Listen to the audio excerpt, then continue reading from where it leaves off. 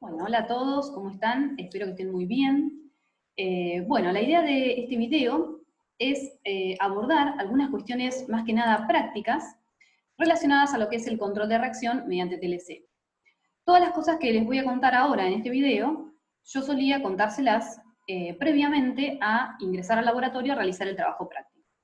Bueno, la idea ahora es tratar de suplir un poco la imposibilidad que tenemos en estos momentos de realizar el trabajo práctico en forma presencial, contándoles ahora o tratando de transmitirles a ustedes un poco de la experiencia previa que uno tiene.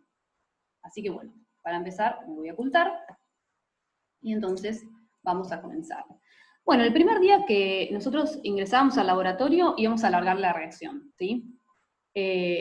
Yo buscando en mi computadora encontré una imagen de un equipo que es bastante similar al que iban a utilizar ustedes para alargar su reacción. Fíjense que nosotros siempre, previamente a comenzar a trabajar, en la mesada vamos a colocar papel.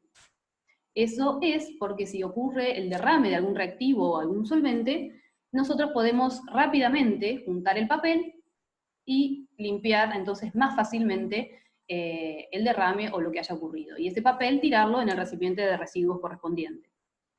Bien, el equipo que iban a utilizar ustedes es muy parecido a este que vemos, ¿sí? Iba a tener un pie que nos va a permitir ser el soporte de todas las cosas que nosotros tengamos que colocar. Luego tenemos una platina con la que vamos a dar el calentamiento y la agitación. Fíjense que tenemos los controladores el de agitación y el de temperatura. Luego vamos a colocar un baño que puede ser de agua, de aceite o de silicona, dependiendo de la temperatura a la cual necesitemos llegar. Aquí está el tubo de reacción, donde ya tenemos aquí los reactivos correspondientes, y el buzo, que apenas se ve, si ustedes miran con mucha atención algo blanco, es un buzo de agitación magnética, con lo que vamos a dar la agitación.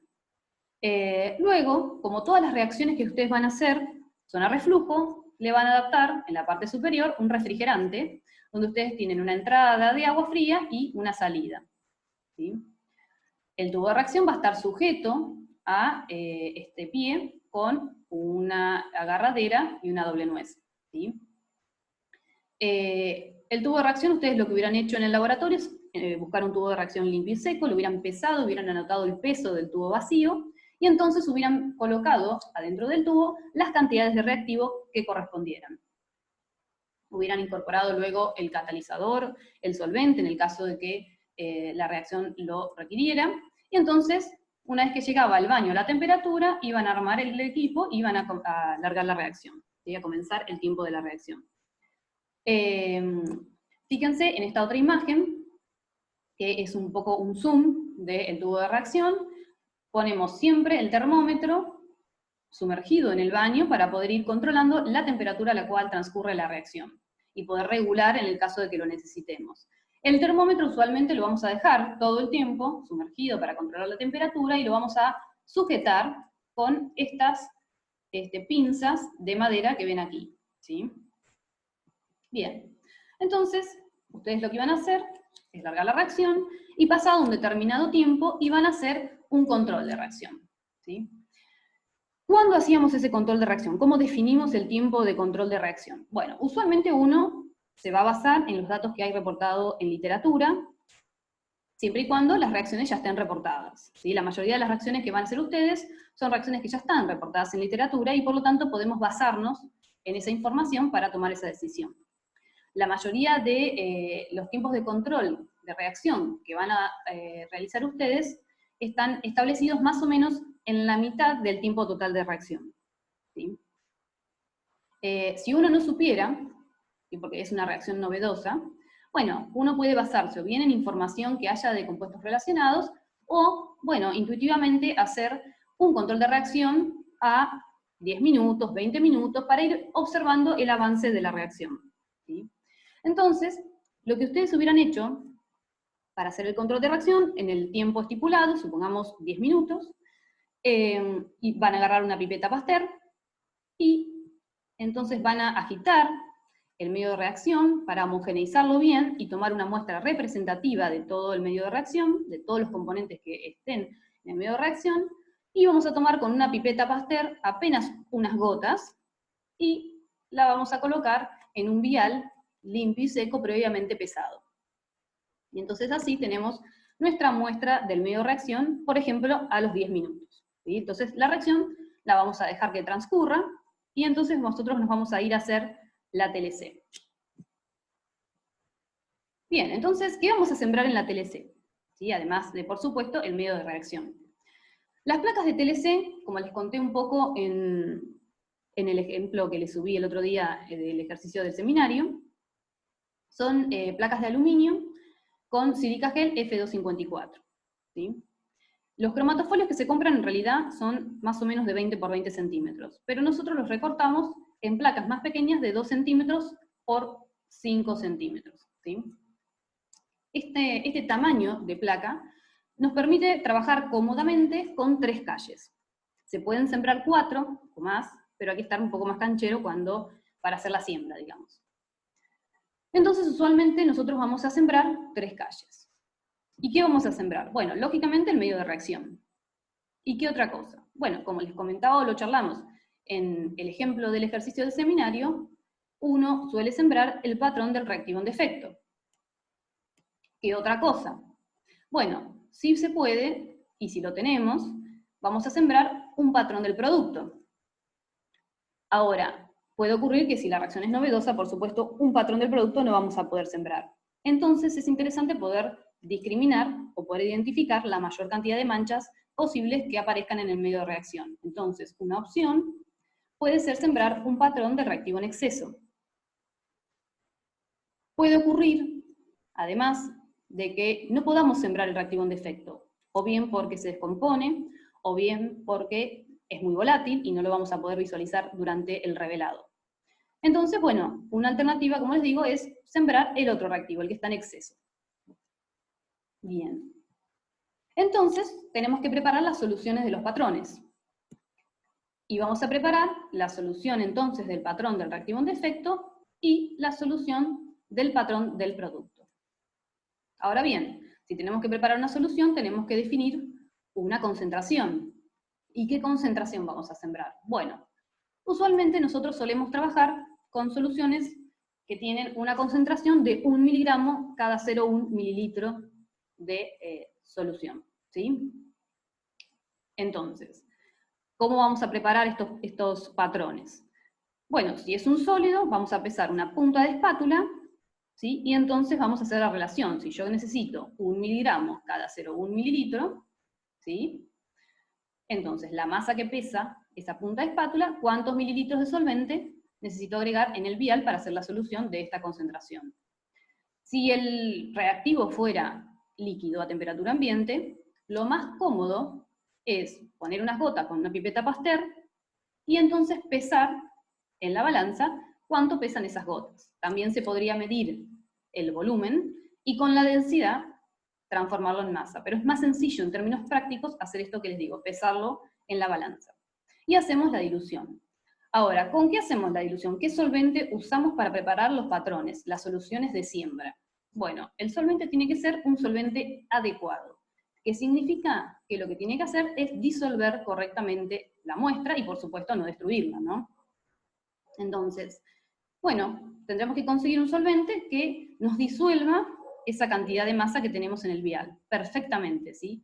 Porque ustedes recuerden que no podemos sembrar sólido en la placa de TLC, tiene que ser una solución. Entonces, bueno, podemos usar acetona, podemos usar metanol, diclorometano, cualquier solvente que nos permita a nosotros disolver correctamente ese sólido. Bien. Y entonces, nos queda ahora saber cómo procedemos con la muestra que tomamos del medio de reacción. Nosotros teníamos un vial donde teníamos unas gotas del medio de reacción. Entonces, lo que solemos hacer con el vial es llevarlo a un desecador de vacío y secarlo hasta peso constante. Porque ustedes recuerden que en el medio de reacción también tenemos solvente, y la idea sería no pesar la masa del solvente. Y luego sí, hacer la dilución 1 miligramo 0,1 mililitro. De esta manera nosotros controlamos la concentración de las soluciones que vamos a sembrar. para no sembrar algo ni muy concentrado ni muy poco concentrado, de manera tal de que pues, no lo veamos, o también al estar muy concentrado se nos complique después la resolución de las manchas y el revelado. Bien. Ya tenemos preparados así nuestros tres patrones. Las dos patrones y la muestra del medio de reacción. Y ahora entonces vamos a sembrar la placa de TLC. La siembra, en general, la vamos a hacer a 5 milímetros de la base. ¿Por qué? A 5 milímetros, porque a esta distancia nosotros nos aseguramos que cuando vamos a colocar la placa dentro de la cuba de TLC, los puntos de siembra no se sumerjan en la fase móvil. Entonces, para hacer la siembra, lo que vamos a hacer es apenas un puntito con un lápiz para guiarnos dónde vamos a hacer la siembra. No hacemos una raya, ¿sí? Porque de esa manera rompemos la sílica e interrumpimos luego la migración de la fase móvil a través de la fase estacionaria, digamos, ¿sí? Entonces, solo 3 puntitos donde nosotros nos vamos a guiar para hacer la siembra. Y la siembra la vamos a hacer con una micropipeta y vamos a sembrar 3 veces en el mismo lugar, la misma solución, ¿sí? Lo que es importante es que tenemos que dejar secar el solvente entre cada siembra. ¿Esto por qué es importante? Porque si yo no dejo secar bien el solvente, lo que me puede pasar es que me difunda, ¿sí?, la solución de siembra y me pase eso que les estoy mostrando aquí, ¿sí? Que ocurra que se me difunda el punto de siembra y entonces ya esa placa la tengo que descartar porque entonces me va a quedar sumergido en la fase móvil. Bien. Entonces, vamos a sembrar en una de las calles el patrón del reactivo en defecto, en otra el patrón del producto, y en otra calle, usualmente en el medio de reacción. Esto de sembrarlo al medio es una cuestión práctica que después nos ayuda a visualizar y identificar las manchas que van a aparecer en la calle del medio de reacción, comparando hacia los laterales con los patrones. De todas maneras, esto uno lo puede sembrar como quiere, siempre y cuando anote y registre que sembró en cada calle.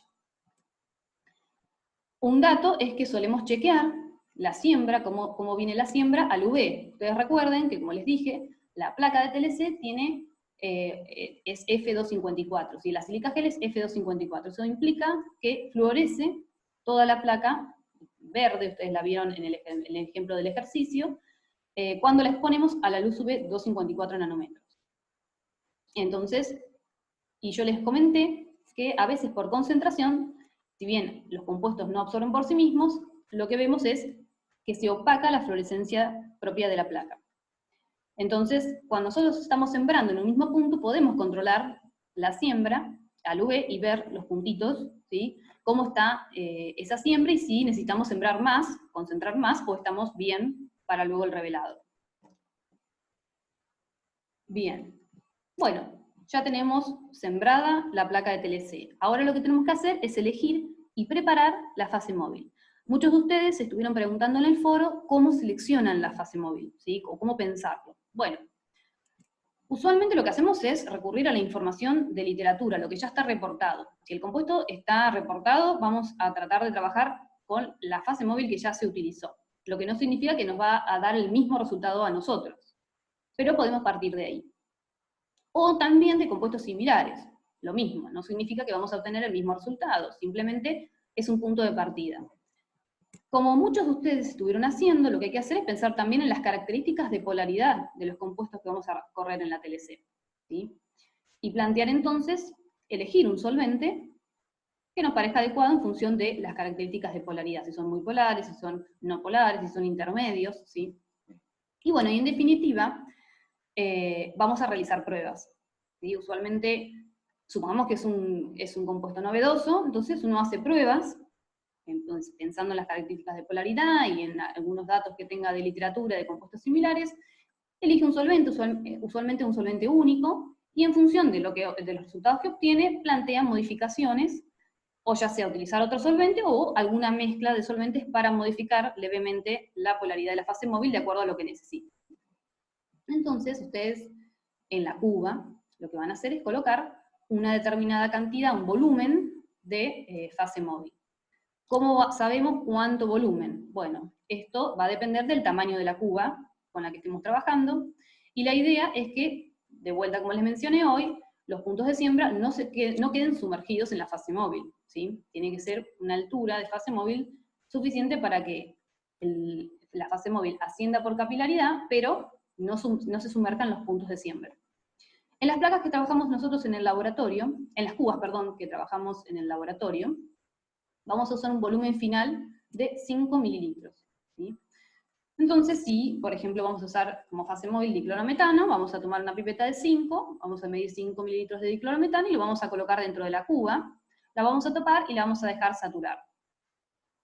Si es una mezcla de solventes, tenemos que hacer una cuenta para saber cuánta cantidad hay que poner de cada uno. Acá les puse, por ejemplo, un ejemplo de una fase móvil que es diclorometano-metanol 20:1. ¿Sí? ¿Y cómo vamos a hacer entonces la cuenta para poner una mezcla, para poner 5 mililitros acá dentro de una mezcla de diclorometano-metanol 20:1? La cuenta que hacemos es esta que está aquí. Cada 21 mililitros de mezcla yo tengo 20 de diclorometano. Cada 5 mililitros de mezcla voy a tener 4,76 mililitros de diclorometano. Entonces voy a agarrar una pipeta de 5, voy a medir 4,76 y lo voy a colocar dentro de la cuba. Y lo mismo con el otro componente, 21 mililitros de mezcla, 1 mililitro de metanol, ¿sí? Para 5, 0,24 de metanol. Este valor de metanol también sale de hacer 5 menos 4,76. Entonces voy a agarrar una pipeta de 1, tomar 0,24 y lo voy a colocar adentro de la cuba. Voy a mezclar, voy a agitar, voy a tapar y voy a dejar saturar con los vapores de la fase móvil. Bien. Y ahora nos queda simplemente correr la TLC. ¿Sí? Aquí tenemos la cuba, ya tenemos la fase móvil preparada. Esto, ¿sí? No tiene que estar abierto, va a estar bien tapado, ¿sí? Va a estar saturada, entonces vamos a destapar y vamos a colocar la placa adentro de la cuba. La placa siempre la vamos a agarrar con una pinza desde la parte superior, ¿sí? Siempre la vamos a agarrar desde esta parte. ¿Por qué? Porque con la pinza nosotros vamos a presionar y lo que va a pasar es que se va a empezar a salir la sílica. Entonces esa zona, digamos, queda como afuera de todo el proceso de corrida y no nos va a impedir revelar ni ver ninguna mancha. Entonces, bueno, ¿qué ocurre cuando colocamos la placa dentro de la cuba? ¿Sí? Lo que ocurre es que el solvente va a ascender por capilaridad hasta más o menos 5 milímetros del borde superior. Cuando el solvente esté por esta altura, nosotros con la pinza vamos a retirar la placa de la cuba y vamos a dejar secar bien la fase móvil. Bueno, ustedes si leyeron la guía de síntesis, ahí tienen bastante detallado qué es lo que ocurre teóricamente al correr una TLC. Ustedes saben que la distribución de los solutos entre la fase estacionaria y la fase móvil se rige por procesos de absorción-desorción, ¿sí? En este tipo de TLC. Es decir, que utiliza la diferencia de afinidad de los componentes del soluto, ¿sí? Que al ser arrastrados por esta fase móvil, al ascender por capilaridad, ¿sí? Y entonces se van a distribuir a lo largo de la placa de TLC. Por supuesto que, como ustedes lo tienen en la guía, la fuerza con la que se absorbe un componente aislado depende de varias cosas. ¿De qué depende? Como hablamos hoy, de la polaridad de la molécula, pero también depende de la polaridad de la fase móvil y de la actividad del absorbente, ¿sí? También va a depender de la saturación de la cuba, de la temperatura. Es por esto que es muy difícil reproducir los resultados de una TLC que está reportada, por ejemplo, en literatura, en nuestro laboratorio. Bien. Entonces, una vez que terminamos de correr, vamos a hacer el revelado de la TLC. Siempre vamos a hacer dos tipos de revelado. En primer lugar, vamos a hacer el revelado no destructivo, que es exponer la placa a la luz UV 254 nanómetros. ¿Sí? Como ven aquí, acá tenemos un ejemplo.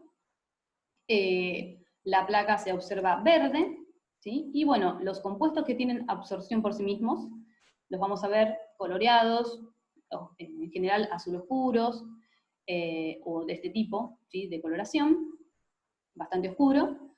También lo que podemos llegar a ver es compuestos que por concentración opaquen la fluorescencia propia de la placa. Solamente vamos a observar, como les decía en el ejemplo del ejercicio, los que tengan grupos cromóforos, ¿sí? Anillos aromáticos, dobles enlaces conjugados, etc.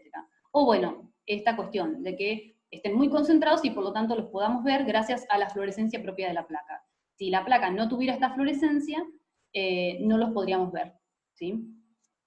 Bien. Una vez que hacemos este revelado, vamos a hacer el revelado destructivo.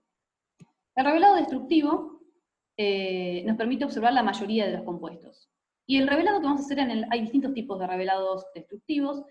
En el laboratorio vamos a utilizar una solución que se llama sulfomolíbdica. Este reactivo es una solución acuosa de ácido sulfúrico y molibdato de amonio. Entonces, lo que hacemos en el laboratorio para hacer el revelado es sumergir la placa completamente en el reactivo, y lo más prolijo posible. Vamos después a secar el excedente, siempre sosteniéndola, ¿sí?, de la parte superior con la pinza. Vamos a secar el excedente en un papel, que está todo ahí en la zona donde hacemos el revelado. Vamos a secar la placa con un secador, y después vamos a colocarla sobre una platina caliente. Entonces, cuando la colocamos sobre la platina caliente, vamos a observar que la placa toma esta tonalidad azul, ¿sí?, que se produce por la formación de complejos con molibdato, y el ácido sulfúrico y el calor lo que hacen es carbonizar la materia orgánica que hay en la placa. Entonces, las manchas se suelen revelar o bien como manchas blancas, como vemos aquí, o como manchas más oscuras, como vemos aquí, ¿sí? También fíjense que se ven cosas en el punto de siembra, aquí también, ¿sí? ¿Por qué les digo que observamos la mayoría de los compuestos? Porque a veces hay excepciones y hay cosas que no se revelan con el reactivo sulfomolíbdico, pero en general podemos revelar la mayoría de los compuestos. Bien, algo importante cuando hacemos el revelado es que debemos siempre dibujar a escala lo que observamos en ambos revelados en el momento que lo estamos revelando. Es decir, estamos revelando el UV y entonces vamos a hacer un dibujo a escala de 2×5, exactamente, dibujando las manchas exactamente como las vemos, a la misma distancia exacta que las vemos. Y lo mismo con el revelado sulfomolíbdico, ¿sí? ¿Por qué? Porque ocurre esto que les muestro aquí arriba. En general, a los pocos días ya la placa no se puede visualizar, se borra, ¿sí?, cambia de color, se empiezan a desaparecer las manchas, y por lo tanto, después nos quedamos sin esa información. Bien. Y bueno, ya llegando al final, lo último que vamos a hacer es calcular el RF. Ustedes saben que el RF o rate factor es una medida que es característica, digamos, un valor característico de cada compuesto en condiciones cromatográficas determinadas, ¿sí? Y se define como la relación de la distancia recorrida por el compuesto respecto de la distancia recorrida por el solvente. Acá en el ejemplo que les estoy poniendo, ¿sí?, la distancia recorrida por el solvente sería I, y la distancia recorrida por cada compuesto, A y B, sería X de A y X de B, medida desde el punto de siembra hasta el centro de la mancha, ¿sí? Y entonces, los RF de cada compuesto se sacarían, ¿sí?, haciendo esa relación. En este ejemplo, como podemos ver, el RF de A es mayor al RF de B. Pues A corre más en la placa que B. Y eso significa que A es menos polar que B, ¿sí? ¿Por qué? Porque quedó menos retenida en la fase estacionaria. Esto es el comportamiento usual de los compuestos.